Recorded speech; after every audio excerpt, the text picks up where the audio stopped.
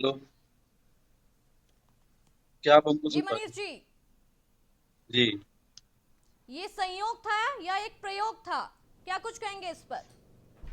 संयोग 2027 आने वाला है। पिछले साल हो चुके हैं उत्तर प्रदेश सरकार का। अब चुनावी है। सभी पार्टियां तैयारी में हैं। बस तैयारी से मैदान में है। चुनावी वर्ष चुका है। 2026 आने वाला है। 27 सारी पार्टियां तैयारी में की तैयारी के साथ है।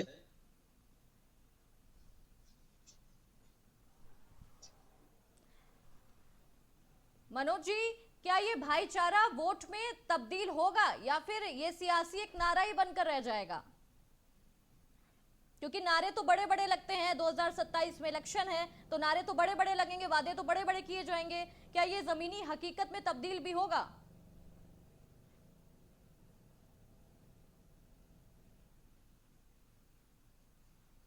मनीष जी, आपको मेरी आवाज आ पा रही है?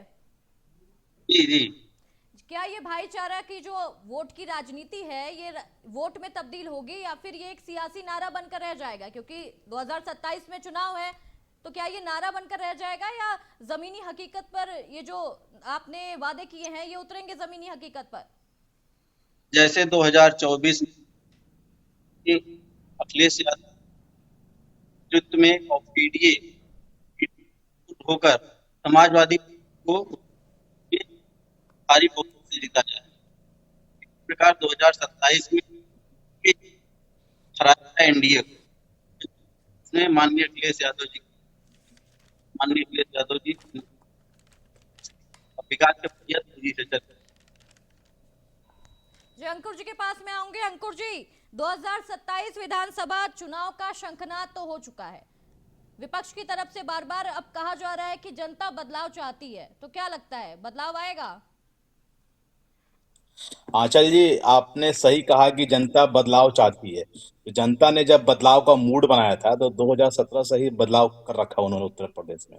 हम्म। उत्तर प्रदेश की जनता कभी भी ये नहीं चाहेगी कि जो 1989 से जो सरकार चलती आ रही है, एक ही परिवार के बाप और बेटे की, पहले पिताजी सरकार चलाते हैं, अब उनके पुत्र सरकार चलाते हैं, मतलब एक ही परिवार का सरकार चलते आ रहा है। तो अब उत्तर प्रदेश की जो जनता, जो आम जनता, आम आवाम है, उन्होंने बदलाव का मूड उसी समय बना लिया था कि जब परिवारवाद ही चल रहा था। तो और रही बात की जो शंखनाद हुआ है, उस शंखनाद से पूरे उत्तर प्रदेश की जनता भी इस चीज को जान चुकी है कि ये शंखनाद करने का सिर्फ उन लोगों का ढोंग है।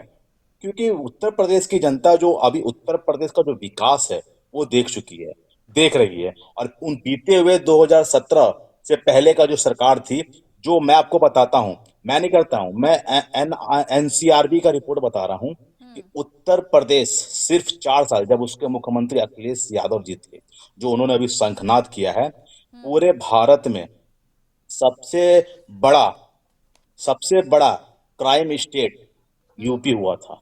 देश का सबसे बड़ा क्राइम स्टेट सिर्फ 4 वर्षों में। वो अखिलेश जी उस टाइम में मुख्यमंत्री थे।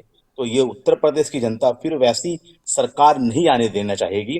और रही बात उत्तर प्रदेश के अखिलेश यादव जी ने जो विकास किया 5 साल में, उन 5 साल में विकास का जो ग्राफ था मैडम, मैं आपके हम्म। चैनल से बताना चाहता हूँ, हमारे जो सहयोगी बैठे हैं सपा नेता के, उनको प्रत्येक दिन एवरीडे 24 बलात्कार, 21 अटेम्प्ट रेप और 13 हत्याएं, 33 अपहरण, 19 दंगे और 136 चोरियां, यानी कि कुल मिला लीजिए तो प्रतिदिन का उनका आंकड़ा था 7650।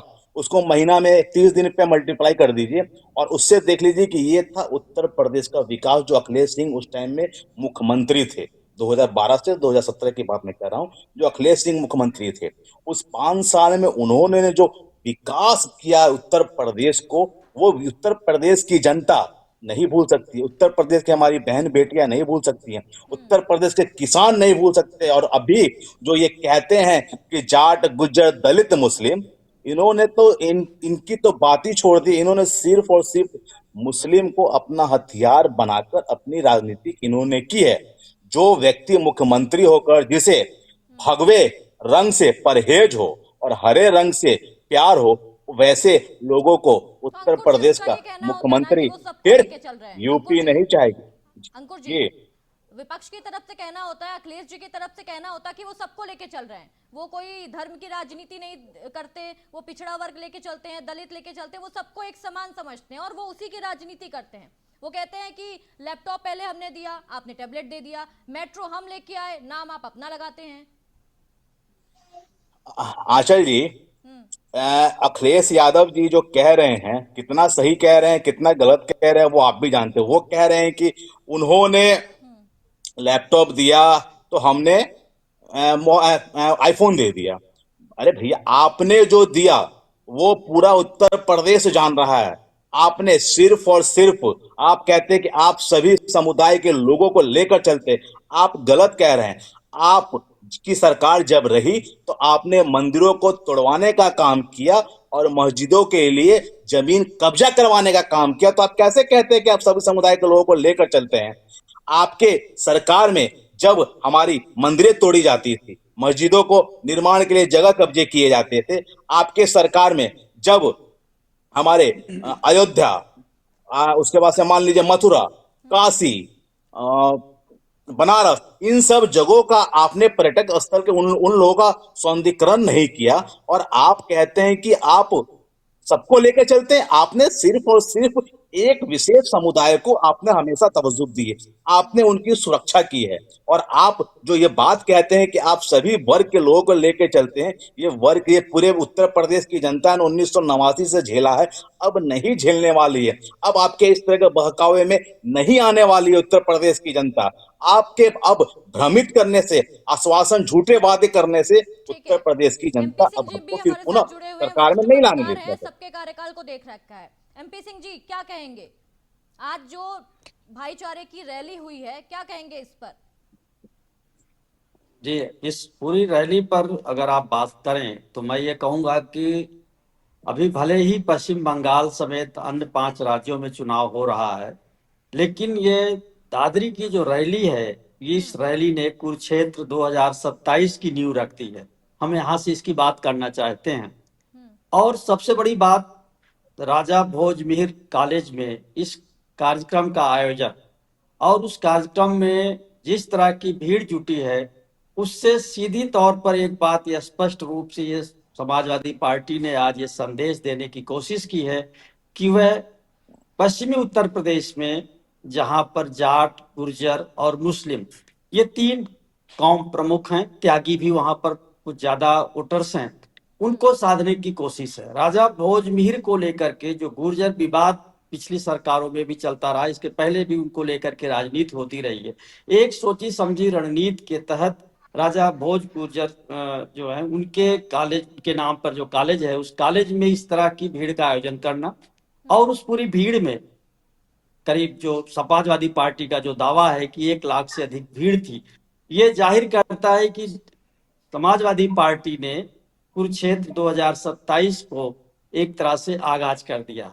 और इस पूरी जो आज की रैली है, इस रैली को मैं इसको, जो समाजवादी पार्टी का जो एक मेन इस एजेंडा है, इस अगले वाले आने वाले चुनाव में जिसको लेकर के उतरने जा रहे हैं, वो पीडीए का जो फार्मूला है, उस पीडीए के फार्मूले को और किसानों के मुद्दे को, पूरी रैली का आप जब विश्लेषण करें तो आपको ये पाएंगे कि इस पूरी रैली में इन्हीं 2 मुद्दों पर बात हुई, पीडीए पर बात हुई है और किसानों के मुद्दे पर बात हुई है, बेरोजगारी पर बात हुई है।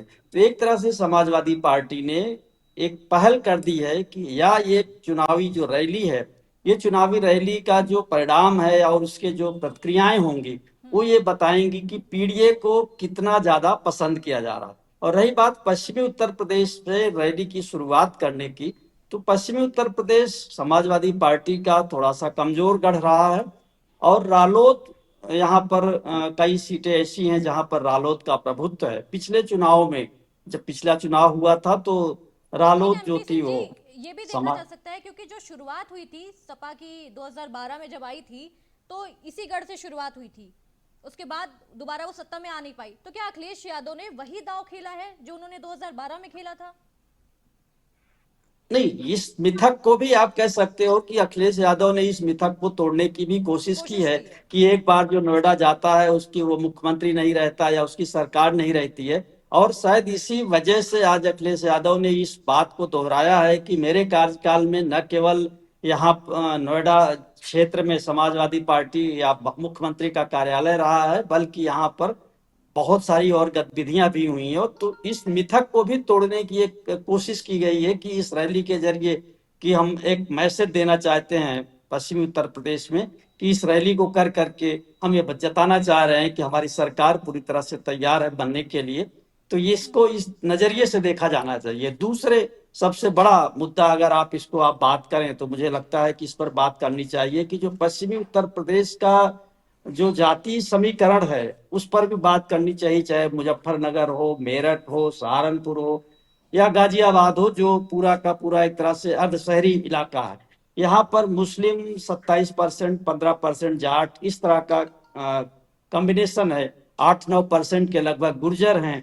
तो इस पूरी रैली को इसी नजरिए से मुझे लगता है देखा जाना चाहिए कि किस तरह से अखिलेश यादव ने अपना जो कोर वोट बैंक है पश्चिमी उत्तर प्रदेश में मुस्लिम और जाट, गुर्जर और त्यागी, इन 4 जातियों को जोड़ करके अगर वो अपनी समीकरण को आगे बढ़ा रहे हैं और जिस तरह से गन्ना किसानों के मुद्दे की बात कर रहे हैं, बेरोजगारी की बात कर रहे हैं, रोजगार की बात कर रहे हैं, तो मुझे लगता है कि एक नई दिशा देने की बात है।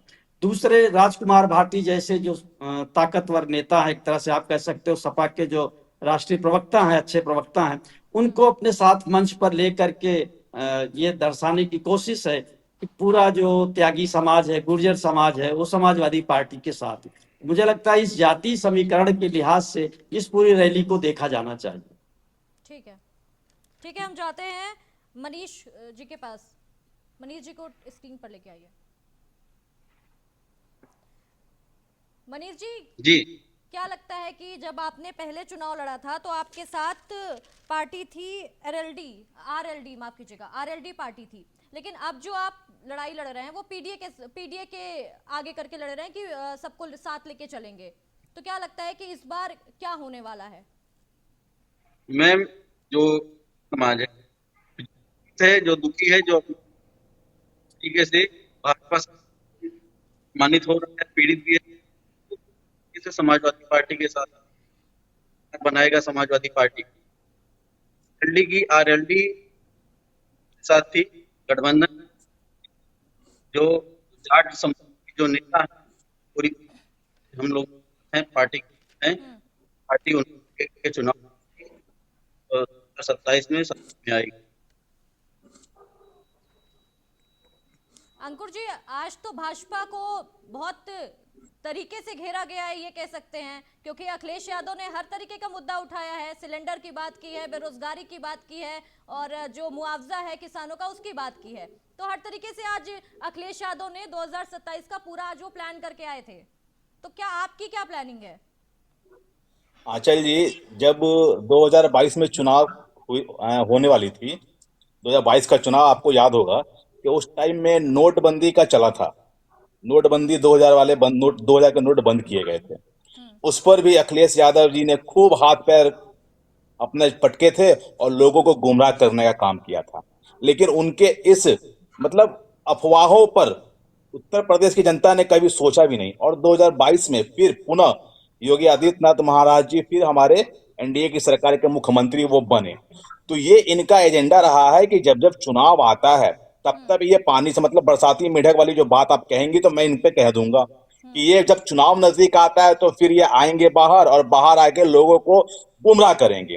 गैस सिलेंडर की बात हो या जो भी बातें हो, इनके पहले अखिलेश यादव जो चुनाव लड़ रहे हैं, उनके साथ में सहयोगी जो हमारे मनीष भाई हैं वो भी चुनाव लड़ने की तैयारी में है। तो ये तो पहले ये तो बता दे कि एजेंडा जो वो सुना हमेशा से उत्तर प्रदेश की जनता को जितनी एजेंडा 1989 से उनके पिताजी चुनाव लड़ते आए, 89 लड़े, 93 लड़े, 1995 लड़े, 2007 तक लड़े, जीते, मुख्यमंत्री वो रहे, और उन्होंने जितना पोर्टफोलियो चुनाव के टाइम में जो जनता को दिया था उसमें कितने काम उन्होंने किए। उनके बेटा अखिलेश यादव जी जब 2012 में मुख्यमंत्री बनते हैं तो उन्होंने भी झूठे वादे किए जनता को, और झूठे वादे करने के बाद उन्होंने उसका उल्टा ही करना कर दिया।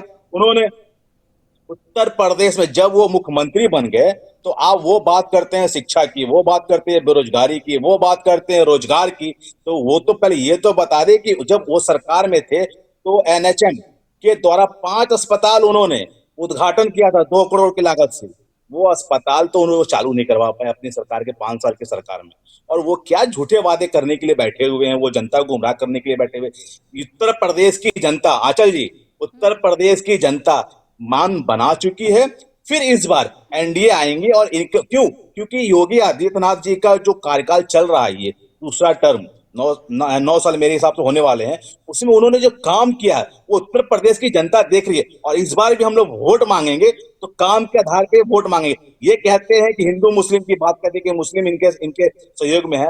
मैं बताना चाहता हूं इनको, तो योगी आदित्यनाथ जी के मुख्यमंत्री बनने के बाद उनके गोरखनाथ मंदिर के इर्द गिर्द में जितने भी मुसलमान भाई लोग हैं वो सबसे बेहतर अपने आप को, सबसे सुरक्षित अपने आप को मानते हैं और योगी नाथ जी की पढ़ाई करते हैं। क्यों? क्योंकि वहां पे भेदभाव नहीं होता है। वो खुलकर वहां पे अपनी दुकानदारी करते हैं और उनका साथ हमेशा से योगी आदित्यनाथ जी के साथ रहा है। योगी जी ने कभी उनका इस्तेमाल नहीं किया, कभी उनको अपराध के लिए आगे नहीं किया। उन्होंने उत्तर प्रदेश को अपराध मुक्त, भय मुक्त, और जो उत्तर प्रदेश में पहले की सरकार में क्या था, अपराधियों को संरक्षण मिलता था, उनको बचाया जाता था। उनके नेता, उनके मंत्री उस अपराध में संलिप्त रहते थे, उसके बावजूद भी वो उनके मंत्री के सदस्य रहते थे, उनके विधानसभा के सदस्य रहते थे, मंत्रिमंडल में उनको जगह मिलती थी। लेकिन आज का उत्तर प्रदेश ऐसा है कि अपराध करने वाले या तो उत्तर प्रदेश छोड़ चुके हैं या जो अपराध कर रहे हैं उनको जवाब पुलिस उनके, मतलब क्या कहते हैं, बंदूक की जवाब बंदूकों से देने का काम कर रही है, उनके घरों को तोड़ने का काम कर रही है, उनको गोली मारने का काम कर रही है, ना कि उनको संरक्षण देने का काम कर रही है। यह है बदलते बिहार की पहचान ठीक है, और मनीष योगी जी से आदित्यनाथ इसका जी की जवाब ले सरकार। लेते हैं। मनीष जी, मनीष जी को स्क्रीन पर लेके आइए। मनीष जी, बड़ा आरोप आप पे लग रहा है।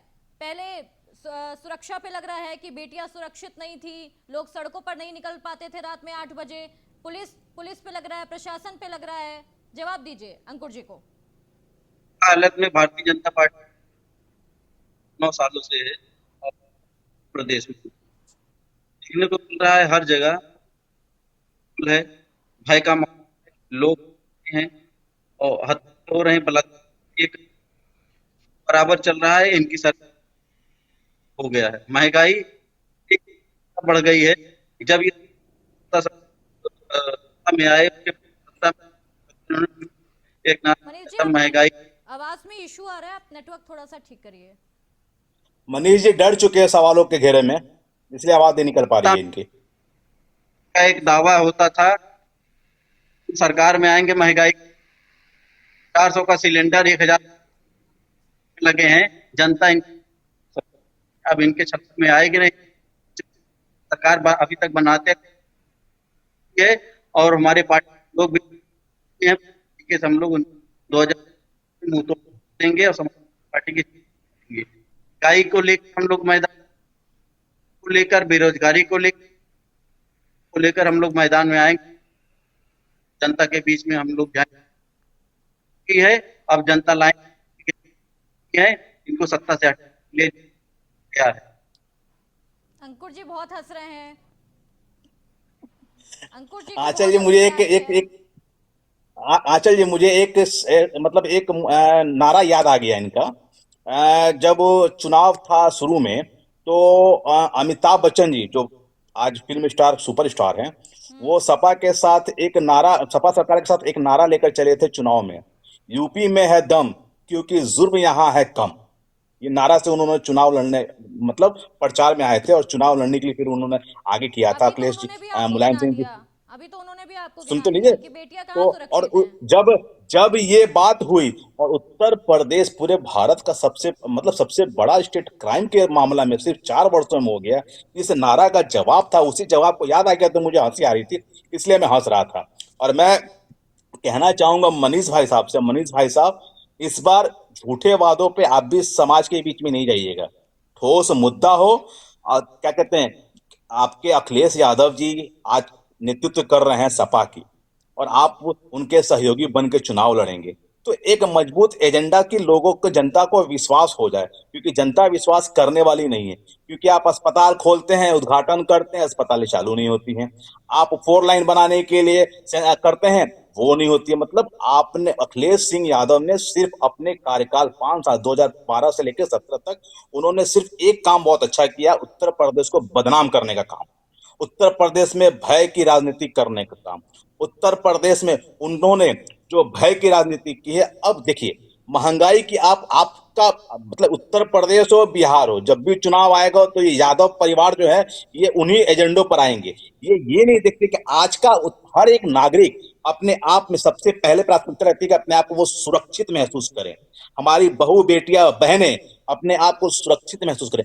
आज उत्तर प्रदेश का एक, रात को 2 बजे भी हमारी बहन बेटियां अकेले बाहर से घर अपने जाती हैं, घर से बाहर जाती हैं सुरक्षा के दायरे में, तो वो ठीक है, चलिए सबसे इसका बड़ा जवाब ले सम्मान लेते का हैं। बात है। अंकुश जी, इसका जवाब ले लेते हैं। मनीष जी, बहन बेटियां जी। 2 बजे तक अपने घर सुरक्षित पहुंच जाती हैं रात में, जवाब दीजिए अभी इसका। कुछ पहले हमको भी देखा था, न्यूज चैनल देखा था, लखनऊ में ऑटो जा रहे थे, उनको के रास्ते में, और यहाँ बगल में हमारे प्रयागराज है, पूरे परिवार को दी जाती है। और तभी सरकार नहीं जाएगी, तब ये नहीं, हमारे अंकुर जी बता रहे हैं भय का माहौल, सरकार में भय का माहौल, समय लोग डर डर के जीते हैं, डर डर के जीते हैं। मनीष जी, आपकी आवाज कट रही है, मैं एमपी सिंह जी के पास जाना चाहूंगी। एमपी सिंह जी, आपने तो सारी सरकारें देख ली हैं, लेकिन ये जो सरकारें हैं, चाहे बीजेपी हो, चाहे सपा हो, चाहे कांग्रेस हो, ये जाति पर राजनीति करती हैं, ये अलग अलग मुद्दों पर राजनीति करती हैं, लेकिन जो मेन मुद्दा है, जो युवा बेरोजगार है, एजुकेशन पर, उसमें कभी इनका दाव नहीं खेलती। ये अलग अलग, कोई पीडीए की राजनीति करता है, कोई भक्ति की राजनीति करता है। क्या कहेंगे इस पर? उत्तर प्रदेश का जो राजनीतिक परिदृश्य है, आप चाहे वो समाजवादी पार्टी हो, भारतीय जनता पार्टी हो, या कांग्रेस हो, या जो भी, या बसपा, जैसे बसपा का जब उभार हुआ था तो बसपा भी, तो उत्तर प्रदेश की पूरी जो राजनीति है वो जातीय केंद्रित है। चाहे वो पश्चिमी उत्तर प्रदेश की बात करें, चाहे वो पूर्वी उत्तर प्रदेश की बात करें, या फिर मध्य उत्तर प्रदेश की बात करें। आज पूर्वी उत्तर प्रदेश में आप देखिए ना, जाति आधारित जो पार्टियां हैं, चाहे वो राजभर की पार्टी हो, चाहे वो अपना दल हो, या चाहे निषाद पार्टी हो, आज वो अगर भाजपा सरकार में हिस्सेदारी उनकी है, तो उनकी जीत का आधार सिर्फ और सिर्फ जाति रहा है। चाहे वो कुर्मी वोटों को लेकर के उन्होंने अपने एक जनाधार बनाया है, चाहे वो निषाद वोटों को लेकर बनाया है, या राजभर के वोटों को बनाया है लेकर के।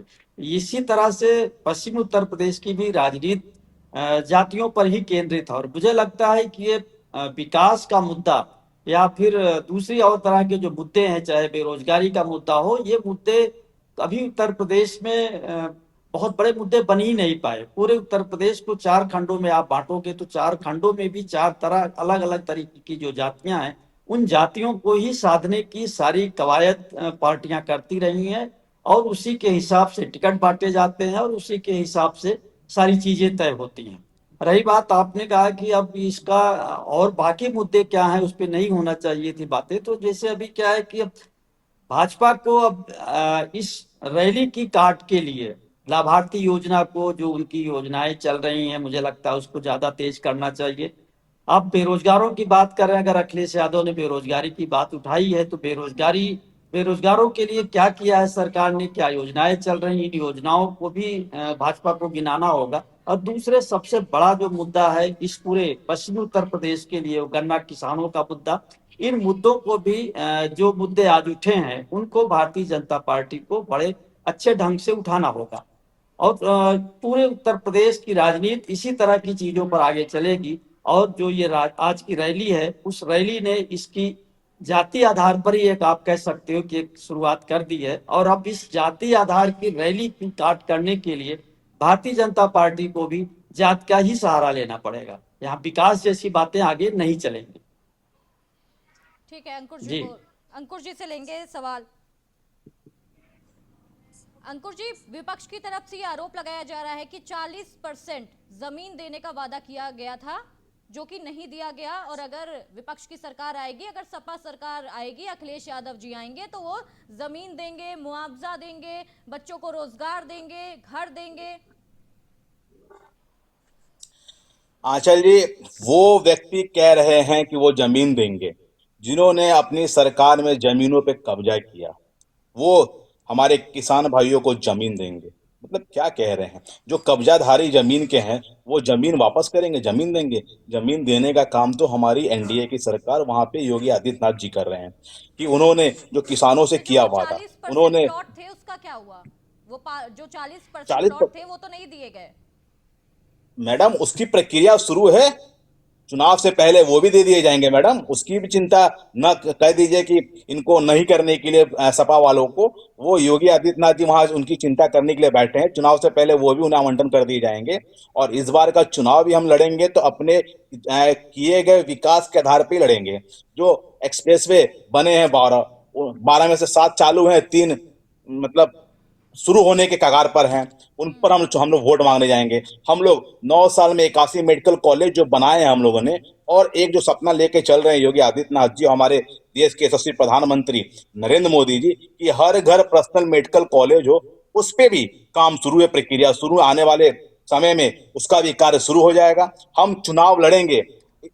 शिक्षा की बात करेंगे तो हमने 6 नए विश्वविद्यालय दिए हैं। कहाँ कहाँ? सहारनपुर दिए हैं, अलीगढ़ दिए हैं, जहां आजमगढ़, मिर्जापुर, जहां पर अखिलेश यादव जी ने अपराध को पैदा किया, जहां अखिलेश यादव जी ने युवाओं के हाथ में बंदूकें दे दी, जहां अखिलेश यादव जी ने क्राइम को बढ़ाया, वहां एनडीए की सरकार योगी आदित्यनाथ जी ने वहां पर नए विश्वविद्यालय बनाने का काम किया है कि उन्हें फिर उनके हाथों में कलम देने का काम कर रहे हैं। हम इस पर वोट मांगेंगे। हम वोट मांगेंगे युवाओं पर। युवाओं की बात आएगी तो युवाओं की शिक्षा पर फिर हम वोट मांगेंगे कि 50 लाख युवाओं को हम लोगों ने, एनडीए सरकार ने, योगी आदित्यनाथ जी ने टैबलेट और स्मार्टफोन दिया, हम उस पर वोट मांगेंगे।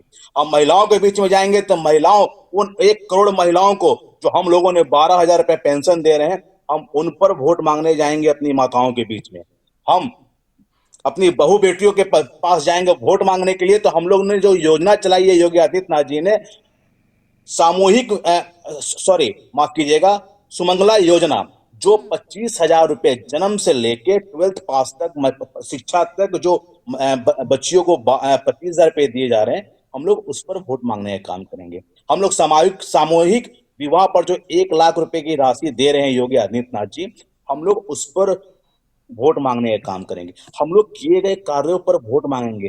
जो उत्तर प्रदेश में मेट्रो जो बन रही है, जहां संचालित हो चुके हैं, जो शुरू होने के कगार पर है, हम लोग उसके आधार पर जो रोजगार जिनको युवाओं को रोजगार मिला है, वहां की मनीष जी, सहमत हैं व्यापार आप इन वृद्धि बढ़ी चीजों है, से? हम लोग उस पर वोट मांगेंगे। मनीष जब जी, छे- सहमत हैं आप इन चीजों से? पहले बेसिक देंगे स्कूल तो में बच्चे दरी में बैठते थे, आज स्कूल दिया है बीजेपी सरकार ने। पहले बीजेपी महिलाएं सरकार इस महिलाएं सुरक्षित नहीं थी, यूनिफॉर्म सुरक्षित भी होकर दिया है जाना था। मैडम, यूनिफॉर्म भी दिया है, और बेहतर क्लासरूम बना कर दिया है, हाईटेक क्लासरूम बना कर दिया है। शिक्षा की व्यवस्थाएं पहले से बेहतर कर दी बच्चे है दरी मैडम। में बैठते उस थे पर हम मनीष लोग जी, वोट मांग पहले जाएंगे। 2017 से पहले बेसिक स्कूल के बच्चे दरी में बैठते थे। कहाँ था तब? चेंजेस कहाँ गए थे? चेंजेस काम हुआ था, ऐसा नहीं है। सरकार जो आती है अपने नए लागू करके और बेहतर करती है, लेकिन स्कूल में का भी काम पक्ष बंद हो गए। दूसरी चीज ये बता रहे हैं कि ना दिए, लेकिन ये नहीं, किसानों को लाभ उनके 2017 के पहले कोई नोएडा आना नहीं चाहता था। मैडम 2017 के आंचल बाद जी, 2006 आंचल जी, आंचल जी, 2026 में आंचल जी, नोएडा इसलिए नहीं आना चाहता था क्योंकि वो अखिलेश यादव जी का लूट का एटीएम था वो नोएडा, इसलिए अखिलेश वहां यादव कोई ने आना ये नहीं भी बोला चाहता है, था। अखिलेश यादव ने ये भी बोला है कि ए नाम से आपको बहुत प्यार है। भाई, ए हमें तो नाम हर ए नाम से आपको प्रेम है। बहुत प्यार है, इस वजह से आप बार बार एटीएम बोलते हैं कि ए आ जाए। अभी अब से आप समझ आंचल गए जी, होंगे मैं किसकी बात कर रही हूँ। हमें तो मैडम, हमें तो हर इंसान से प्यार है। उत्तर प्रदेश के हर नागरिक से प्यार है। और अखिलेश यादव जी उत्तर प्रदेश के ही नागरिक हैं, उनसे भी कहेंगे कि इस बार भी वो एनडीए को ही वोट अपना दे जरूर। तो हम उनसे भी प्यार, उनसे भी वोट मांगते हैं मैडम। हम लोग आंचल जी, हम लोग उनसे भी, अखिलेश यादव जी से भी वोट मांगते हैं कि आप अपना बहुमूल्य वोट उत्तर प्रदेश में किए गए विकास के आधार पर आप उस पार्टी को वोट दें जिन्होंने विकास किया है। हम उनसे भी वोट मांगने जाते हैं, वो भी हमारे वोटर हैं। एमपी सिंह जी, अखिलेश यादव का कहना है कि बीजेपी वालों को ए नाम से बहुत प्यार है, ए नाम को वो हर चीज दे सकते हैं, और अगर समय बदल गया तो ए नाम वालों को वो देश भी दे सकते हैं, ऐसा कहना है। अब तो एक आप इस बात को उनको एक सटायर के रूप में ले सकते हो कि वो अपने ए नाम से, अब उनके पास कोई जवाब नहीं रहा होगा देने का, तो उन्होंने अपने अखिलेश के नाम से इसको ए को जोड़ लिया। तो मैं इसको उस संदर्भ में नहीं देखता हूँ कि ये नाम से उनको क्या वो अमेरिका की तरफ वो तंज कर रहे थे, ऐसे अमेरिका या क्या उनको इससे मामला था, ये नहीं मैं कह सकता हूँ। लेकिन इस मुद्दे को इस ढंग से मुझे लगता है कि नहीं देखा जाना चाहिए। आपके हिसाब से इस मुद्दे को इस ढंग से और इस बीच में नहीं लाना चाहिए?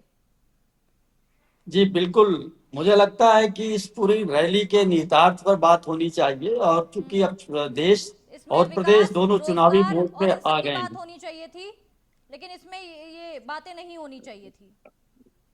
जी बिल्कुल, बात रोजगार की होनी चाहिए। अभी जो संकट देश में चल रहा है, जो गैस की किल्लत है, पेट्रोल की लाइनें लग रही हैं, या जो आने वाले समय में जो संकट है, किस तरह से अभी 2-3 महीनों में जो उसका जवाब तो संकट अंकुर जी दे होगा, पाएंगे बात कि कब तक आखिर ये संकट रहेगा, कब तक आखिर 90 रुपए की 120 रुपए की पर किलो गैस अब 350-400 रुपए किलो मिल रही है, तो इसका जवाब तो अंकुर जी देंगे। आखिर कब तक आम आदमी को परेशान होना पड़ेगा ऐसे ही? आंचल जी, जब तक थोड़ी देखिए, अब हमारे भारत के नागरिक हैं, उन्होंने हर दुख के घड़ी में हमारा साथ दिया है, क्योंकि वो लोग भी स्थिति परिस्थिति से वाकिफ है। तो थोड़ा सा समय लग रहा है, स्थिति जिस तरह से पहले से अनुकूल थी उसी तरह से हो जाएगी। अपने भारत के जो चाय वाला हैं नरेंद्र मोदी जी, वो इस विकट संकट के लिए उन्होंने रात दिन एक कर रखा है। तो उसके लिए उन्होंने ये संदेश भी दिया है कि हमारे भारत के किसी भी नागरिक को पैनिक होने की आवश्यकता नहीं है। उनकी सुरक्षा के लिए, उनके हर सुविधाएं के लिए नरेंद्र मोदी जी हैं। इसके लिए चिंता उनको करने की जरूरत नहीं है। थोड़ा सा संकट है, विपक्ष की वो तरफ से दो भी तीन दिन के साइकिल वाले अंदर हैं, में। ऐसी बात नहीं है। अगर आप जमीन से जुड़े हैं तो विपक्ष भी जमीन से जुड़ा है, ऐसी बात नहीं है, आप ऐसा मत हम तो बोलिए। कह रहे हैं जमीन से हम तो सारे कह नेता रहे हैं जुड़े हैं। आंचल ठीक जी है, इसका इस बार जवाब का जो मनीष जी से लेते हैं। मनीष जी, बार बार कहा जाता है कि हमारे जो नेता हैं वो तो चाय वाले हैं, तो क्या अखिलेश जी जमीनी स्तर से जुड़े नहीं हैं, आम जनता से जुड़े नहीं हैं? राष्ट्रीय अध्यक्ष जी हमारे जमीनी नेता हैं, को जानते हैं, तो युवाओं के दर्द को जानते हैं, महिलाएं हैं, वो जमीनी नेता है। मंत्री जी जमीनी महिलाओं के इस समय जो है, और रोजगार जो युवा जो है उनको रोजगार नहीं दिया, 2 करोड़ नौकरी का वादा करके गया, उनके करने पर उनको लाठियां और मांग करने पर उनको ये जमीनी नेता होती। तो हमारा मानना है कि तो जी जमीनी नेता है, इनको जमीनी हकीकत पर इन्होंने काम किया है। इस सरकार में रहकर इन्होंने योजनाओं को चलाया, तो आपकी योजना हो या डायल रही हो, और जो इन्होंने महिलाओं को पेंशन देने का और छात्राओं को साइकिल करने की योजना कई उन्होंने चलाया, जो तरीके से बंद कर दिया गया। ठीक है मनीष जी, अब सबसे क्लोजिंग कमेंट 30 सेकंड में आप लोग अपना क्लोजिंग कमेंट रखिए। सबसे पहले अंकुर जी 30 सेकंड। आंचल जी, मैं मनीष जी को कहना चाहूंगा कि चाय वाला सोने का चम्मच लेके पैदा नहीं हुआ थे। उनके उनके घर में किसी ने राजनीतिक नहीं की, उन्होंने अपने मेहनत से कड़ी परिश्रम से और गरीबी की रेखा से ऊपर आकर उन्होंने राजनीति करते करते आज वो देश के प्रधानमंत्री बने हैं। और रही बात उत्तर प्रदेश की, उत्तर प्रदेश के जो मुख्यमंत्री हैं योगी आदित्यनाथ जी, वो भी सोने के चम्मच लेके नहीं पैदा हुए थे। उन्होंने भी गरीबी रेखा को देखते हुए आज वो उत्तर प्रदेश के मुख्यमंत्री बने हुए हैं। और इस बार का जो चुनाव है, चाय वाला और गाय वाला, ये दोनों मिलकर लड़ेंगे और उत्तर प्रदेश की जनता इस बार दोनों के साथ कंधे से कंधे मिलाकर रहेगी। ठीक है, एमपी सिंह जी से कमेंट ले लेते हैं। 30 सेकंड सर। जी, असली गेम चेंजर मुझे लगता है कि इस रैली के बाद जो असली गेम चेंजर होगा वो क्या हो सकता है कि जो जाट वोट है वो किस ओर झुकेगा, मुस्लिम वोट का जो कंसोलिडेशन है वो किधर होगा, शहरी वोटर जो है उसका टर्नआउट क्या होगा, और गठबंधन सपा और रालोद की जो पहले मजबूती थी अगर वो टूटती है तो उसके बाद क्या होगा।